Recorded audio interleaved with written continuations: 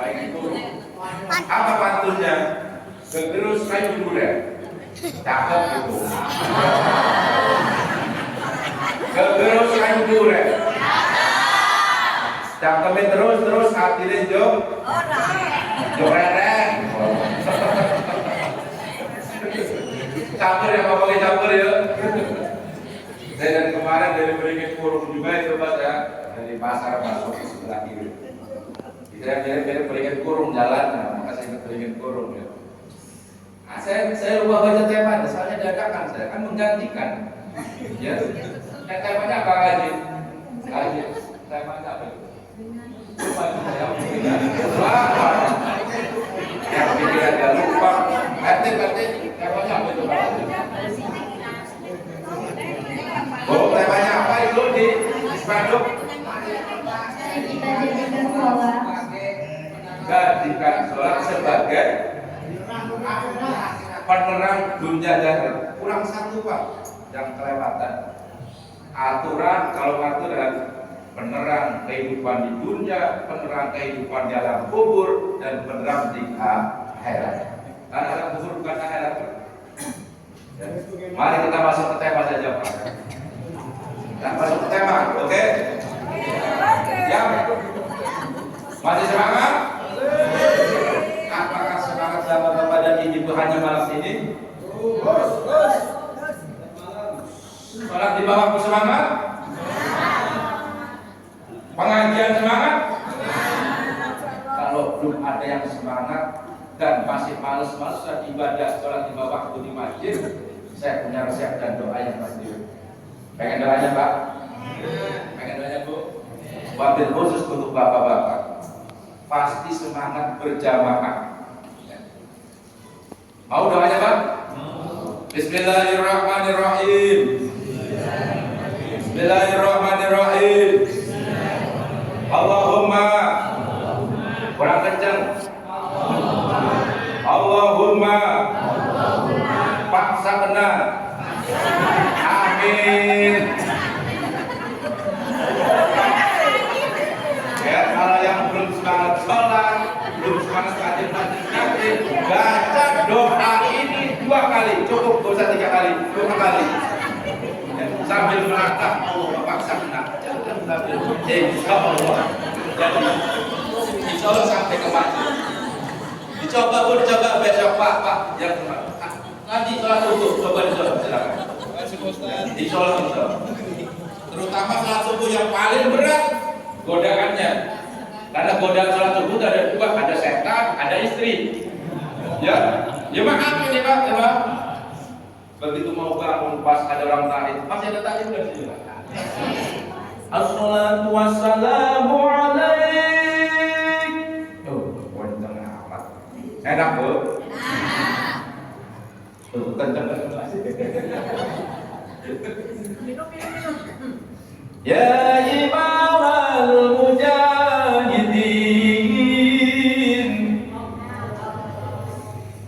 ya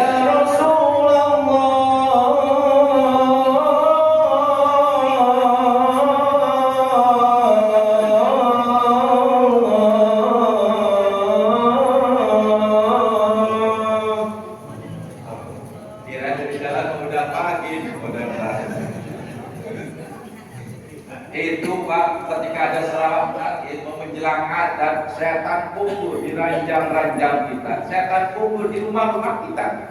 Kalau sabda apa? Ketika ta'im sudah dikumandangkan, itu setan seperti ibu-ibu yang sedang nidurin anaknya. Ibu mau sholat, anak kayak gerak-gerak mau nangis. Ibu yang dikerjakan ibu apa? Betul kan? Betul? Begitu juga setan. Udah mulai kata setan, bangun sudah tidur. Setan jangkit namanya. Tidurlah masyarakat, ramah bermain, tidur. Itu sudah mulai target itu. Sudah mulai. Karena memang suaminya mesra dengan istri satu, setan jarjet itu ya, tidur. Kedua, godaannya istrinya. Udah mau bangun kakinya, plok, tiba-tiba nempel di bagian kaki suaminya. Tiba-tiba ini kan, mungkin diangkat sama setan jarjet itu Pak. Tadinya jauh, mungkin enggak. Ya. Itu namanya setan jarjet. Sampai muazzin berkumandang, setan jarjet itu dari kuping kanan kuping kiri dia kencing. Nah, singkat ceritanya, orang yang kesiangan sholat subuh sebenarnya sudah dikencingi oleh setan. Jarjet mungkin banyak. Setan jarjet. Nah, sholat sebagai penerang hidup di dunia dan penerang hidup di akhirat. Betul. Karena orang yang sholat selalu berdoa kepada Allah untuk diberikan hidayah. Dan orang yang diberikan hidayah oleh Allah, dia akan meningkat kualitas imannya. Karena hidayahnya orang iman bertambah amal solehnya, dan hidayahnya orang kafir masuk ke dalam Islam. Paham Bu? Paham Bapak? Hidayahnya orang Islam meningkat amal solehnya. Hidayahnya orang kafir masuk ke dalam Islam. Kenapa diberikan hidayah orang yang melaksanakan sholat? Diberikan perlindungan oleh Allah dunia serta akhirat. Karena dalam sholat ada doa ihdinas siratal mustaqim. Ya Allah, tunjuki kami ihdinas siratal mustaqim. Apa siratal mustaqim? Siratal ladzina an'amta, jalannya orang-orang yang Kau berikan nikmat. Manhajnya orang yang Kau berikan nikmat. Siapa mereka? Manhajnya para nabi dan rasul. Satu. Kemudian ketika duduk di antara dua sujud, kita baca Rabbi firli warhamni wajburni warafa'ni warzuqni wahdini. Ya Allah, tunjuki aku, tunjuki kami, berikan hidayah, berikan ridho dalam setiap yang saya kerjakan. Ditambah doa kunut, Allahumma hdini fiman wa'afini fiman. Ya Allah, berikan kami petunjuk, berikan kami hidayah sebagaimana Engkau memberikan hidayah kepada orang-orang yang Kau berikan hidayah. Apa iya setiap kali kita sholat 5 waktu sebagai hasil daripada Isra dan Mi'raj, sekaligus sebagai mi'rajnya orang-orang mukmin yang disampaikan oleh Rasul? Apa yang Allah tidak memberikan hidayah kita?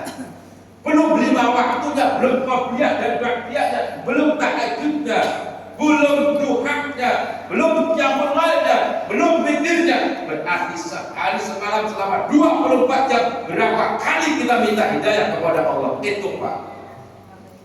Memegeling hitung-hitung. Mesti dilakoni bae mono.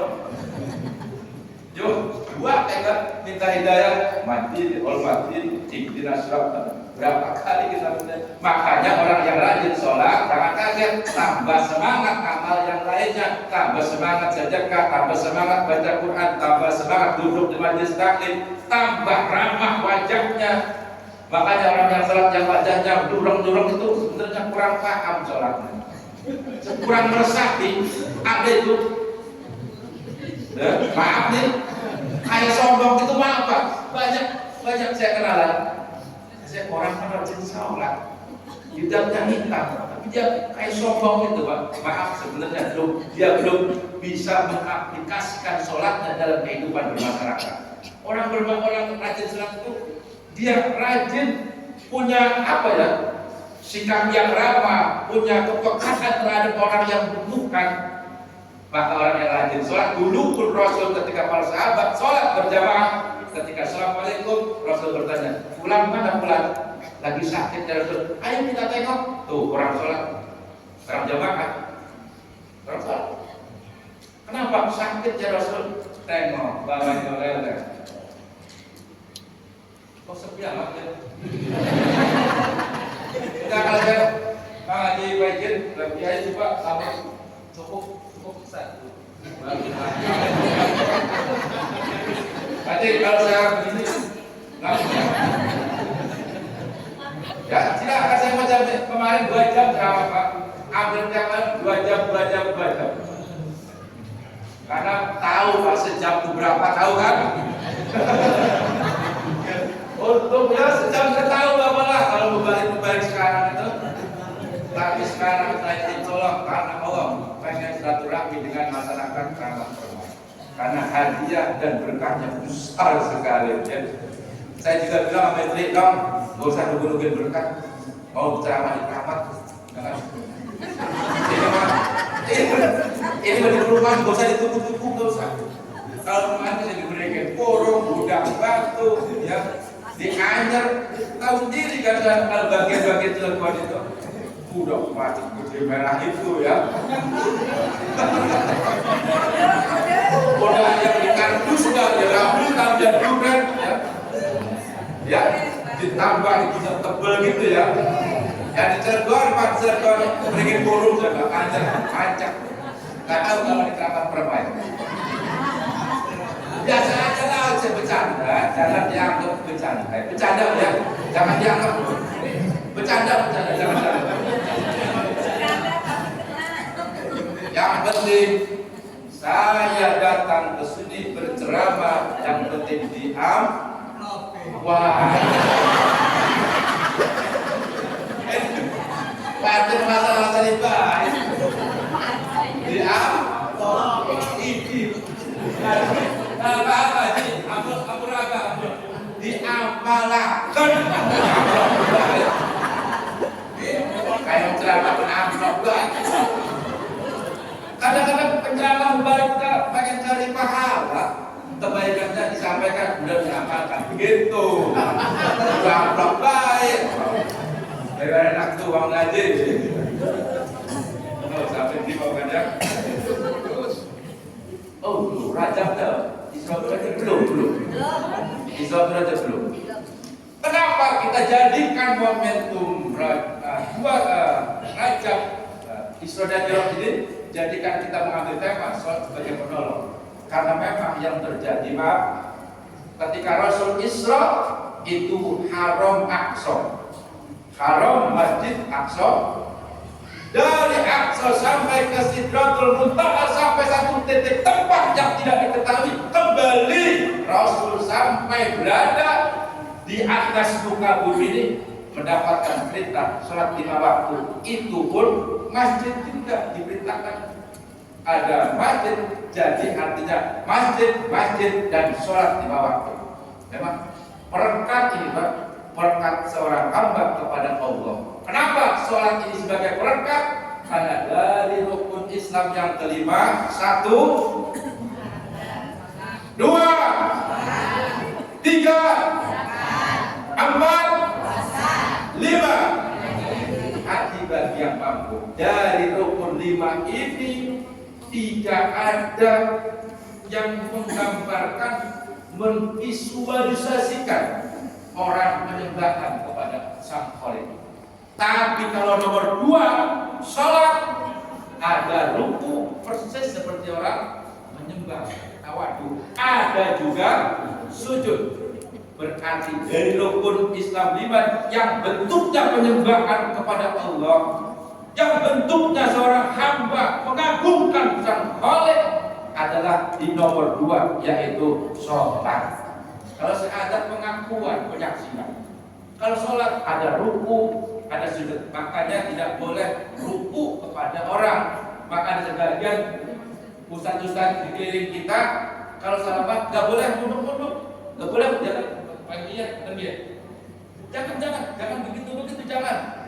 Sirik, jangan haram. Yang kalau kita NU, kalau santri-santri pondok ronggeng, kita memuliakan orang tua. Ya, kalau kita memuliakan orang tua, karena orang muda yang memuliakan orang tua, Allah akan menciptakan anak muda yang menghormati kita ketika sudah tua. Itu seperti hukum karma. Hukum karma di Islam tidak diajarkan, tapi seolah-olah ada. Hukum karma, contoh ibu senjol, teteh mau kemana? Pati yang disapa itu senjol juga. Hukum seperti hukum karma tapi tidak.